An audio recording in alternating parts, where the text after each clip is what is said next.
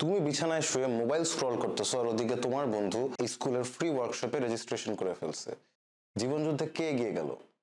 Well, জীবনযুদ্ধে কেউই এগিয়ে যায়নি। This is not a challenge, this is not a competition. IELTS এমন কোনো এক্সাম না যেখানে আপনার বন্ধু, আপনার রিলেটিভ কে কত ভালো করতেছে তার উপরে ডিটারমাইন করবে যে আপনারটা কতটুকু ভালো না খারাপ।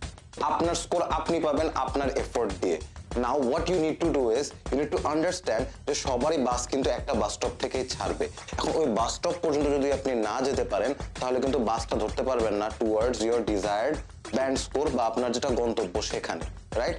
সো আপনার বন্ধু যদি বাস স্টপে অলরেডি টিকিট কেটে বসে থাকে স্কুলের ফ্রি ওয়ার্কশপ করার জন্য, আপনি কেন করবেন না?